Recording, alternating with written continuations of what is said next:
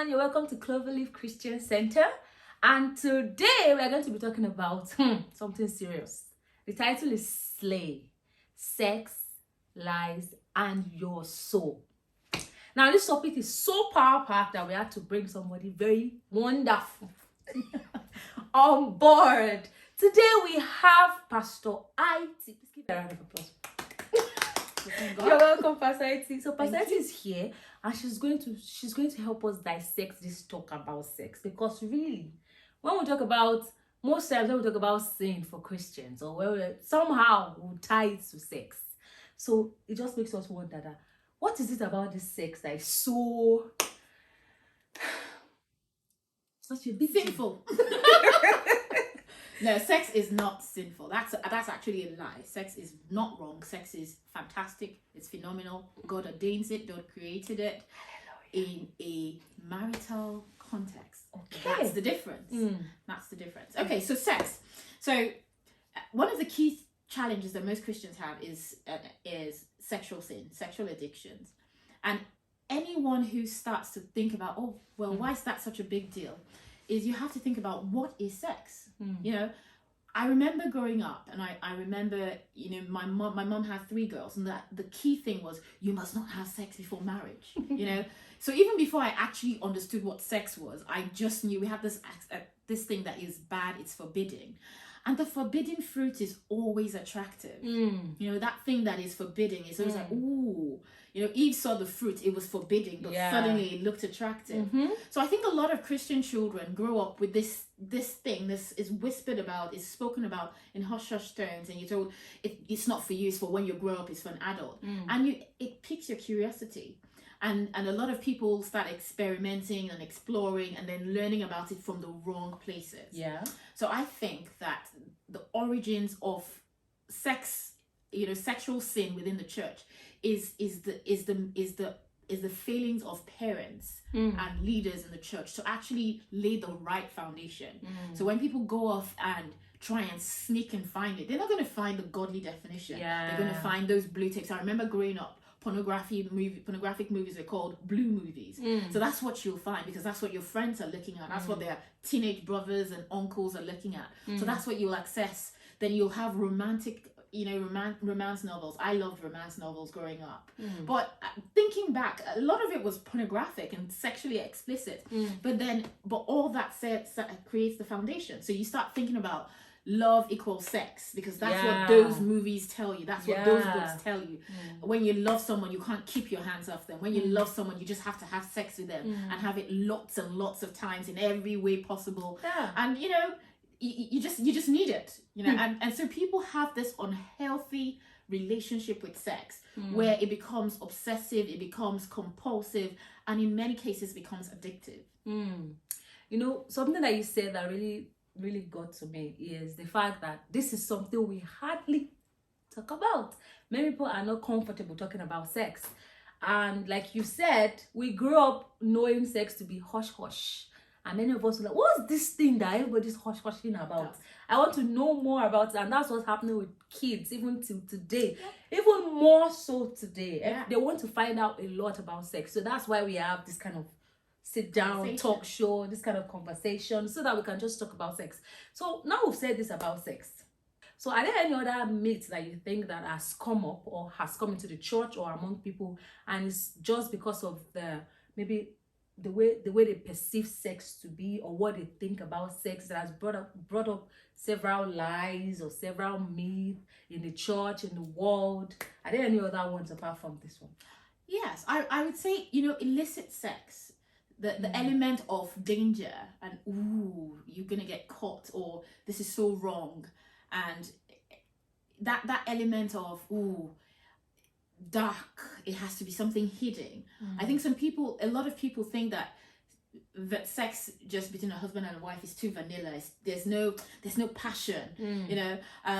So there's that conception that sex has to have an edge of danger and badness. There's got to be this badness to give it flavor. It's like, that guy, I really shouldn't like him, or that girl, she's my secretary, or she's and it's always this thing. It's she's my student, or she's my secretary, or she's my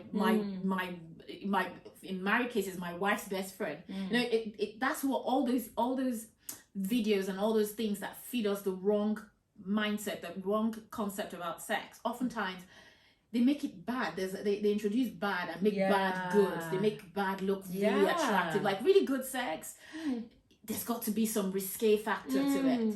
And I think that's wrong. I think that's a lie. A husband and a wife in a mutually exclusive, very loving, God-fearing relationship can have amazing sex, can have an amazing sex life, and that is satisfying. It doesn't have to be, oh my God, I just saw this person, I couldn't help myself, and we had to go into a public toilet somewhere to have sex. Oh, and that's the best sex of my life. That's ridiculous. Yeah, I think it makes a lot of sense, because it almost looks like sex between husband and wife is boring. It's not. There's nothing.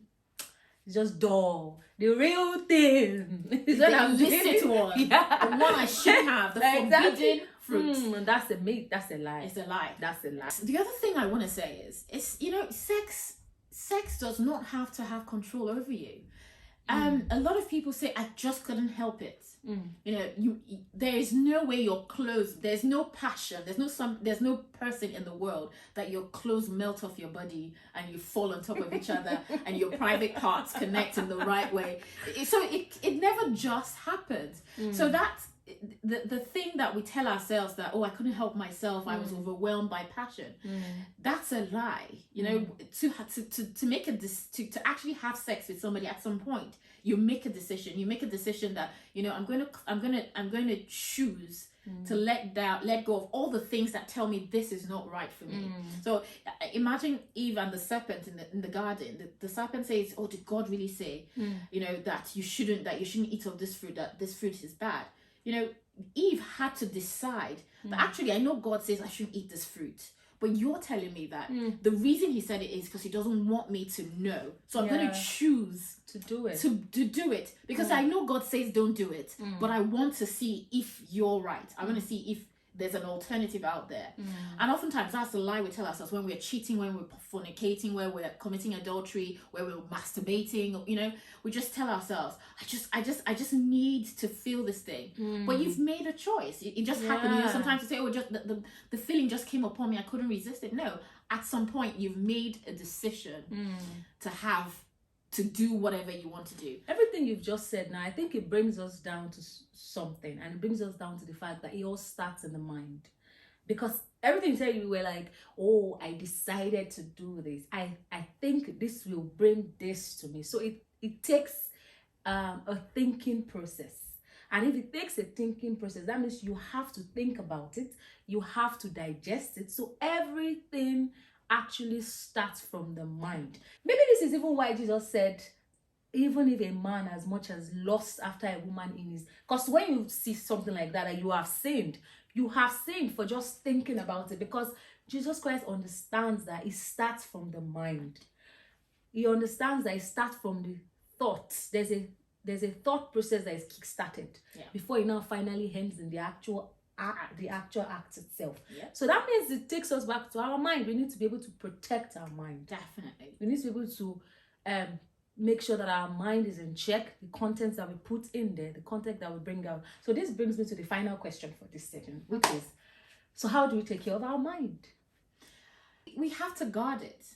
We have to be very deliberate about what we expose ourselves to. We have to be deliberate about what we choose not to expose ourselves to, because we can say, oh well, it's not like I went to look for it, it's everywhere. And it's true. We live in a society where things with sexual overtones are very prevalent. They're everywhere. Like, they're selling cars, it's like a naked woman.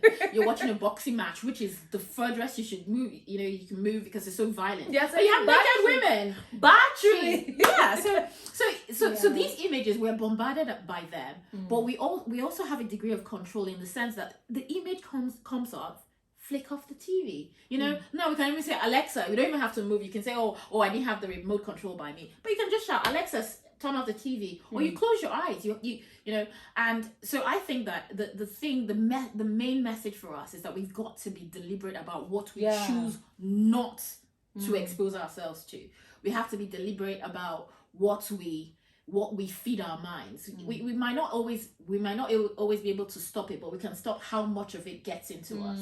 You know, if you find yourself in a place, in a work environment where, you know, the women in your office are always dressing suggestively, then make a conscious decision that, you know what, I'm not going to hang out with them I'm not going to hang out with these people at certain times because it's not good for my soul. It's not that you're antisocial, it's just that you're taking pragmatic steps. Or you say, I would only go socializing with them if I'm bringing my wife along. Or if I'm going to sit down and talk to them, I'm going to put my wife in the center. This conversation is going to be about my wife and my kids and my family and my values. You know, and that level of deliberateness is what we need, and it's what we don't have. Oftentimes we're passive. We just think, oh, I was watching this film and then the scenes just came on and I just let it play because, you know, it's okay. But we can't afford to do that. We can't risk allowing our minds to run, because that's what they will do. I particularly love that wife part. Just take your wife everywhere. Take your wife. So that so that jokes apart. But I think bottom line is that we need to be intentional. Because we're surrounded, like you rightly said, by so much content. Even in cartoons. Kids are watching cartoons and you are seeing so many things. Even you as an adult, you're like, what is going on here? Relevant? Wow, exactly. Yeah. So these things are surrounded. We are surrounded by these things, and we just need to be very deliberate. So thank you so much, guys. Thank you for coming. Thank you so much, Pastor IT. Thank you for having me. This was fun. Thank you so much, guys. Now I hope that you've been able to take the key points from today's discussion, which is the fact that sex is beautiful and sex is godly. Just make sure that it happens in the confines of marriage, and that there are so many lies about sex, but particularly people lie about sex, saying that if it's between the husband and the wife, it's boring. It's only interesting when it is illicit, when you're cheating, or when you have to do it in the corner, or things like that. No. And then ultimately, you need to know that the process of sex or pornography or adultery or fornication starts from the mind. It starts from what you think about. It starts from those images that you see or those videos that arouses you, and then you have to be deliberate about ensuring that you protect the content that comes inside of you and those that go out of you. Make sure you're very, very intentional, and you need to know yourself. Oh yes, you need to know yourself. I'm the kind of person that if I'm watching this kind of movie, my body will start doing giz. You already know. If you know in particular that I'm the kind of person that this happens to, then you make sure you put some measures in place. Put some check on your Netflix. Put some check everywhere, because you already know who you are. You know how your body works. I pray that God helps us. Really, it takes the Holy Spirit helping us to be intentional about these things. Thank you so much, everyone. Make sure you check again for the part 2, because part 2 we're going to be dissecting the concept of pornography. Yes, indeed. And I have questions to ask, because we have to be realistic about this pornography. So you guys stay tuned and make sure you come back for the next section. Take care. Bye. Bye.